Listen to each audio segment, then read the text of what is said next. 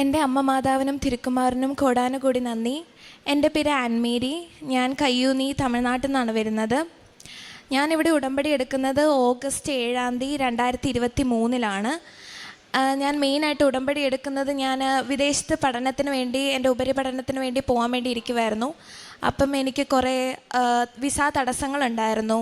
അപ്പം ഞാൻ ഇവിടെ വന്ന് ഉടമ്പടി എടുക്കാൻ തീരുമാനിച്ചു. എൻ്റെ മമ്മിയാണ് ഇതിന് മുന്നേ ഉടമ്പടി എടുത്തിട്ടുണ്ടായിരുന്നു. അപ്പം മമ്മി ഉടമ്പടി എടുത്തത് വഴി ഞാൻ മമ്മി പറഞ്ഞിട്ടാണ് ഇവിടെ വരുന്നത്. അങ്ങനെ ഞാൻ ഉടമ്പടി എടുത്തു. അങ്ങനെ ഉടമ്പടി എടുത്ത് തിരിച്ച് ഞാൻ വീട്ടിലേക്ക് പോകുമ്പോൾ ഞാൻ എന്നും പ്രാർത്ഥിക്കുമായിരുന്നു മാതാവിനോട്, മാതാവേ എൻ്റെ ഈ പാസ്പോർട്ടിൽ നിൻ്റെ ഒരു UK വിസ എനിക്ക് അടിച്ച് കിട്ടണം, അല്ലാണ്ട് എനിക്ക് വേറെ വഴിയില്ല. ഞാനിങ്ങനെ 1 വർഷം എൻ്റെ കളഞ്ഞിട്ടുണ്ട്. അപ്പം ഞാൻ എൻ്റെ മാധവനോട് പറഞ്ഞു, ഇനി എനിക്ക്1 വർഷം കളയാനില്ല, നീ എനിക്ക് ഒരു വിസ എനിക്ക് അടിച്ച് തന്നേ പറ്റൂ. അങ്ങനെ ഞാൻ ഇവിടെ മുന്നേ വന്ന് എൻ്റെ പാസ്പോർട്ടും എൻ്റെ ഡോക്യുമെൻസും എൻ്റെ മാതാവിൻ്റെ മുന്നേ വന്ന് ഞാൻ വെച്ച് പ്രാർത്ഥിച്ചിരുന്നു. അങ്ങനെ ഞാൻ തിരിച്ചു പോയി. അങ്ങനെ എൻ്റെ ഓഫർ ലെറ്ററൊക്കെ വന്നു. വിസയ്ക്ക് വേണ്ടി വെച്ചേക്കുമായിരുന്നു. അങ്ങനെ ഓരോ ഫണ്ടിൻ്റെ പ്രശ്നങ്ങളും അങ്ങനെ കുറേ ഞാൻ കടന്നു ചുറ്റി. പക്ഷേ എൻ്റെ മാതാവ് അവസാനം എനിക്ക് എങ്ങനെയൊക്കെയോ എൻ്റെ മാതാവിൻ്റെ അനുഗ്രഹം കാരണം എൻ്റെ വിസ എനിക്ക് അടിച്ച് കിട്ടി. അങ്ങനെ എനിക്ക് കറക്റ്റ് എൻ്റെ കോഴ്സ് തുടങ്ങുന്നതിന് മുന്നേ എനിക്ക് UK ചെല്ലാൻ പറ്റി. അങ്ങനെ എൻ്റെ മാതാവ് എനിക്ക് വിസ തന്ന് അനുഗ്രഹിച്ചു. അങ്ങനെ ഞാൻ UK സെപ്റ്റംബർ 22 ഇവിടുന്ന് കയറുന്നത്. അങ്ങനെ ഞാൻ അവിടെ എത്തി. എൻ്റെ ചേട്ടനുണ്ടായിരുന്നു ലണ്ടനിൽ. അങ്ങനെ ചേട്ടൻ്റെ സഹായത്താൽ ഞാൻ ഷെഫീൽഡിലാണ് പഠിക്കുന്നത്. ഞാൻ പഠിക്കാൻ പോകുന്നത് ഫുഡ് പ്രോസസ്സിങ്ങിൻ്റെ MSCക്കാണ് ഞാൻ പോയത്. അങ്ങനെ ഞാൻ അവിടെ ഷെഫീൽഡിലെത്തി. എനിക്ക് ചേട്ടൻ അക്കോമഡേഷനൊക്കെ ശരിയാക്കി. അവിടെ ഞാൻ കുറേ മലയാളികളുണ്ടായിരുന്നു. അവരുടെ സഹായത്താൽ ഞാൻ കുറേ പാർട്ട് ടൈം ജോബിന് അപ്ലൈ ചെയ്യാൻ തുടങ്ങി. പക്ഷെ എന്ത് ചെയ്താലേ എനിക്ക് പാർട്ട് ടൈം ജോബ് ശരിയാവുന്നില്ല. ഞാൻ ഒരു മാതാവിൻ്റെ കുഞ്ഞ് രൂപം കൊണ്ടുപോയിട്ടുണ്ടായിരുന്നു. ഞാൻ എന്നും മാതാവിൻ്റെ മുന്നിൽ ചെന്ന് കരഞ്ഞ് പ്രാർത്ഥിക്കും. ഞാൻ വിശുദ്ധ ഉപ്പും തൈലവും എന്നും ഉപയോഗിച്ച് പ്രാർത്ഥിക്കുമായിരുന്നു. ഞാൻ മാതാവിനോട് പറയും, മാതാവേ നീ എന്നെ നിൻ്റെ പ്രത്യക്ഷീകരണത്തിൻ്റെ സാക്ഷിയാക്കണം. ഞാൻ വന്ന് നിന്നോട് സാക്ഷ്യം പറഞ്ഞോളാം. ഞാൻ ഈ തിരുസന്നിധിയിൽ വന്നിട്ട് ഞാൻ എന്തായാലും സാക്ഷ്യം പറയാമെന്ന് പറഞ്ഞ് ഞാൻ എന്നും പ്രാർത്ഥിക്കുമായിരുന്നു. അങ്ങനെ ഞാൻ എൻ്റെ പാർട്ട് ടൈം ജോബിന് വേണ്ടി കുറേ ബുദ്ധിമുട്ടി. അങ്ങനെ എനിക്കൊരു സ്ഥലത്ത് റെസ്റ്റോറൻറ്റിൽ ഒരു ക്രൂ മെമ്പറായിട്ട് എനിക്ക് പാർട്ട് ടൈം കിട്ടി. അങ്ങനെ ഞാൻ പാർട്ട് ടൈമിന് പോയി തുടങ്ങി. അങ്ങനെ ഞാൻ എൻ്റെ 3 മാസത്തെ 90 ദിവസത്തെ ഉടമ്പടിക്ക് ശേഷം ഞാൻ ഉടമ്പടി എടുത്തില്ല ഓൺലൈനായിട്ട്. ഞാൻ കുറച്ച് ഉഴപ്പി ഉടമ്പടിയിൽ. ഞാൻ പിന്നെ ഓൺലൈനായിട്ട് ഉടമ്പടി എടുക്കാൻ ഒന്നിനും നിന്നില്ല. അങ്ങനെ ഞാൻ എൻ്റെ കോഴ്സ് കംപ്ലീറ്റ് ആവാനായി. എൻ്റെ എല്ലാ പേപ്പേഴ്സും ഞാൻ പാസ്സായി. അങ്ങനെ എനിക്ക് യൂണിവേഴ്സിറ്റിയിൽ നിന്ന് ഗ്രാജുവേഷൻ കിട്ടി. അപ്പോൾ ഗ്രാജുവേഷൻ കിട്ടിക്കഴിയുമ്പോൾ നമുക്ക് യൂണിവേഴ്സിറ്റിയിൽ നിന്ന് ഒരു ലെറ്റർ കിട്ടും. ആ ലെറ്റർ കിട്ടിയാലാണ് നമുക്ക് ഫുൾ ടൈമിന് അപ്ലൈ ചെയ്യാൻ പറ്റത്തുള്ളൂ. അപ്പം അത് കിട്ടാൻ കുറേ വൈകി. അതുവരെ എനിക്ക് പാർട്ട് ടൈം മാത്രമേ ഉണ്ടായിരുന്നുള്ളൂ. പക്ഷേ ഞാൻ പോകുന്ന റെസ്റ്റോറൻറ്റിൽ അപ്പം ഭയങ്കര കുറവാണ്. ആ സമയത്ത് അങ്ങനത്തെ സീസൺ ആയതുകൊണ്ട് ഭയങ്കര കുറവായതുകൊണ്ട് എനിക്ക് ജോബൊക്കെ ഭയങ്കര കുറവായിട്ടാണ് കിട്ടിയ. ഹവേഴ്സൊക്കെ ഭയങ്കര കുറവായിരുന്നു. അങ്ങനെ ഞാൻ മമ്മീനോട് ഇങ്ങനെ പറയും. മമ്മി പറഞ്ഞു, നീ ഉടമ്പടി എടുത്തു പോയ ആളല്ലേ, എന്നിട്ട് നീ ഉടമ്പടി പുതുക്കിയില്ലല്ലോ, അതിൻ്റെയാണ്. നീ തിരിച്ചുടമ്പടിയിലോട്ട് വാ, എന്നാൽ നിൻ്റെ കാര്യങ്ങളൊക്കെ നടക്കുമെന്ന് പറഞ്ഞു. അങ്ങനെ ഞാൻ ഒരു ദിവസം എൻ്റെ വിസ നോക്കാൻ നേരത്തെ നമുക്ക് വിസയ്ക്ക് ഒരു ലെറ്റർ കിട്ടും. വിസ കിട്ടുന്നതിന് മുന്നേ നമുക്കൊരു ലെറ്റർ കിട്ടും. അങ്ങനെ ഞാൻ എൻ്റെ ലെറ്ററിൽ നോക്കാൻ നേരത്ത് എൻ്റെ വിസ ജാൻ 2026 വരെയാണ് കിടക്കുന്നത്. എൻ്റെ 1 വർഷത്തെ കോഴ്സാണ്. പക്ഷേ എനിക്ക് എന്തുകൊണ്ടാണ് അങ്ങനെ എൻ്റെ വിസ അത്ര ദിവസം വരെ വന്നതെന്ന് എനിക്ക് അറിയത്തില്ല. ഞാൻ കോളേജിൽ എല്ലായിടത്തും പോയി അന്വേഷിച്ചു, ഹോം ഓഫീസിൽ വിളിച്ചു. ഇതിനൊന്നിനും അവിടെ നിന്ന് ഉത്തരമില്ല, എന്താ ചെയ്യേണ്ടതെന്ന്.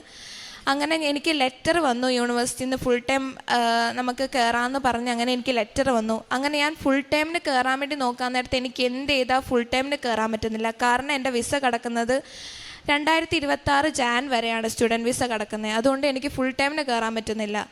അപ്പം മമ്മി എന്നോട് പറഞ്ഞു, നീ എന്ന് ഓൺലൈൻ ഉടമ്പടി എടുക്കുന്നോ അന്നേ നിൻ്റെ കാര്യങ്ങൾ നടക്കത്തുള്ളൂ എന്ന് പറഞ്ഞു. അങ്ങനെ ഞാൻ ഓൺലൈനായിട്ട് ഉടമ്പടി എടുത്ത് പ്രാർത്ഥിക്കാൻ തുടങ്ങി. അപ്പോൾ ആണെങ്കിൽ നമുക്ക് ഇനി ജാൻ വരെ കഴിഞ്ഞാൽ എനിക്ക് പോസ്റ്റ് സ്റ്റഡി വർക്ക് വിസ വെക്കണം. പോസ്റ്റ് സ്റ്റഡി വർക്ക് വിസ വെക്കണമെങ്കിൽ IHS ഫീസും വിസ ഫീസും എല്ലാം കൂടെ 3000 pounds, അങ്ങനെ വെച്ചാൽ ഇവിടത്തെ ഒരു 3 lakh rupees വേണം.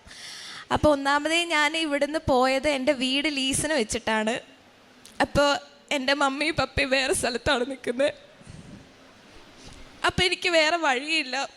മമ്മീനോട് വിളിച്ച് 3 ലക്ഷം രൂപ ഇനി എങ്ങനെ ചോദിക്കും? എനിക്ക് തന്നെ ഉണ്ടാക്കണം എന്നുള്ളൊരു ആഗ്രഹത്തോടെ ഞാൻ ഫുൾ ടൈം ജോബിന് അപ്ലൈ ചെയ്യാൻ തുടങ്ങി. അങ്ങനെ ഒരു ദിവസം ഒരു വെയർ ഹൗസിൽ നിന്ന്, എൻ്റെ ഫ്രണ്ട്സൊക്കെ അപ്ലൈ ചെയ്തൊരു വെയർ ഹൗസിൽ നിന്ന് എനിക്ക് ജോബ് വിളിച്ചു. അവരെന്നെ വിളിച്ചിട്ട് പറഞ്ഞു, നാളെ ഇൻഡക്ഷൻ വരാം. ഇൻഡക്ഷൻ എന്ന് വെച്ചാൽ നമുക്ക് ജോലിക്ക് കയറുന്നതിന് മുന്നേ ജോബിൻ്റെ ഒരു ട്രെയിനിങ് ആണ്. അങ്ങനെ ഇൻഡക്ഷൻ എന്ന് പറഞ്ഞാൽ തന്നെ ജോലി കിട്ടിയെന്നാണ്.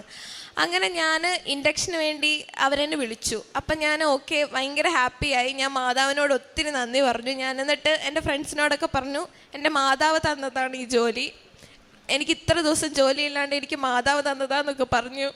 അങ്ങനെ ജോബിന് പോകാൻ വേണ്ടിയുള്ള പിറ്റേ ദിവസം ഞാൻ എല്ലാ തയ്യാറെടുപ്പിനും വേണ്ടി നിൽക്കാൻ നേരത്തെ തലേ ദിവസം അവരെന്നെ വിളിച്ച് പറയാണ്, ആൻമേരീൻ്റെ വിസ ഇപ്പോഴും പാർട്ട് ടൈം ആണ്, ആൻമേരിക്ക് ഇനി ഫുൾ ടൈം കിട്ടാൻ പോണില്ല, ഇപ്പോഴും സ്റ്റുഡൻറ്റ് പീരീഡിൽ തന്നെയാണ് ആൻമേരി ഇരിക്കുന്നത്, അതുകൊണ്ട് ഇനി ആൻമേരിക്ക് ഫുൾ ടൈമിൽ കയറണമെങ്കിൽ വിസ മാറ്റണം എന്ന് പറഞ്ഞു. ഞാൻ ആകെ ഫുൾ ഡെസ്പായി വിളിച്ച് കരയാൻ തുടങ്ങി മമ്മീനെ. ഞാൻ വിളിച്ച് കരഞ്ഞിട്ട് പറഞ്ഞു, മമ്മി വീടും പോയി, എല്ലാം പോയി, എനിക്കിങ്ങോട്ട് വരണ്ടായിരുന്നു, എൻ്റെ വീട് കളഞ്ഞിട്ട് ഞാൻ ഇത്ര കഷ്ടപ്പെട്ട് വന്നിട്ടും എനിക്കൊരു ജോലി കിട്ടുന്നില്ലല്ലോ എന്ന് പറഞ്ഞു. അങ്ങനെ ഞാൻ മാതാവിൻ്റെ രൂപം നോക്കി എന്നും കരയുമായിരുന്നു. മാതാവ്, എങ്ങനെയും എനിക്കൊരു ജോലി, നിൻ്റെ അടുത്ത് ഞാൻ മെയിൽ വന്ന് സാക്ഷ്യപ്പെടുത്തിക്കോളാം, എന്തായാലും ഞാൻ നിൻ്റെ മുന്നിൽ വരും, എന്തായാലും ഞാൻ നിൻ്റെ മുന്നിൽ വന്ന് സാക്ഷി പറയും എന്നൊക്കെ പറഞ്ഞ് ഞാൻ എന്നും കരഞ്ഞു. എന്നും ഞാൻ ദിവ്യവസ്തുക്കൾ ഉപയോഗിച്ച് ഞാൻ എന്നും പ്രാർത്ഥിച്ചു. പറ്റുന്ന ദിവസങ്ങളിലൊക്കെ പള്ളിയിൽ പോയി. അപ്പോഴും എനിക്ക് എൻ്റെ പാർട്ട് ടൈം ജോലി എപ്പോഴും ഉണ്ടായിരുന്നു. അപ്പോൾ ഇടയ്ക്കൊക്കെ പാർട്ട് ടൈം ജോലിക്ക് പോവും. അങ്ങനെ ഒരു ദിവസം പാർട്ട് ടൈം തന്നെ വിളിച്ച് പറയുന്നു, ആൻമേരിയുടെ വിസ എക്സ്പയർ ആയി, ഇനി ജോലിക്ക് വരാൻ പറ്റത്തില്ല, പുതിയ വിസ എടുക്കാണ്ട് അതും പറ്റത്തില്ല. അപ്പോൾ അവിടെയും തടസ്സങ്ങളായി, ആകെ ജോലി ഇല്ലാണ്ട് വീട്ടിലിരിക്കേണ്ട അവസ്ഥയായി. അങ്ങനെ ഞാൻ ഫുൾ ഒരു ഡിപ്രഷൻ സ്റ്റേജിലേക്കായി. അപ്പോഴും ഞാൻ ഉടമ്പടിയിലാണ്. അപ്പോഴും ഞാൻ മാതാവിൻ്റെ അടുത്ത് പറഞ്ഞു, മാതാവേ, നീ ഒരു ധൈര്യത്തിൽ, നീ ഉണ്ടെന്നൊരു ധൈര്യത്തിനാണ് ഞാനിങ്ങോട്ട് കയറിപ്പോകുന്നത്, വേറെ ആരുമില്ല എനിക്ക് കൂടെ, നീയേ ഉള്ളൂ, നീ ഉണ്ടെങ്കിൽ മാത്രമാണ് എനിക്കിവിടെ ഇനി മുന്നോട്ട് നിൽക്കാൻ പറ്റത്തുള്ളൂ, അല്ലെങ്കിൽ എനിക്ക് തിരിച്ചു പോകേണ്ടി വരും, അതുകൊണ്ട് നീ എന്തേലും ഒരു വഴി എൻ്റെ മുന്നിൽ കാണിച്ച് തന്നേ പറ്റൂ എന്ന് പറഞ്ഞ് ഞാൻ പ്രാർത്ഥിക്കാൻ തുടങ്ങി. എന്നും കരഞ്ഞ് പ്രാർത്ഥിക്കാൻ തുടങ്ങി. അങ്ങനെ ഒരു ദിവസം ഞാൻ വെറുതെ, എന്താ പറയുക, വീട്ടിൽ വെറുതെ ഇരിക്കുകയല്ലേ, അപ്പം ഞാൻ എന്നും പ്രാർത്ഥിച്ച് ഞാൻ വെറുതെ ഇൻഡീഡിൽ ഇങ്ങനെ ഓരോ ജോലികൾ, ഞാൻ ഫുഡ് പ്രോസസ്സിങ് പഠിച്ചുകൊണ്ട് അതിൻ്റെ ബന്ധമായ ഓരോ ജോലികൾ ഇങ്ങനെ അപ്ലൈ ചെയ്യാൻ തുടങ്ങി.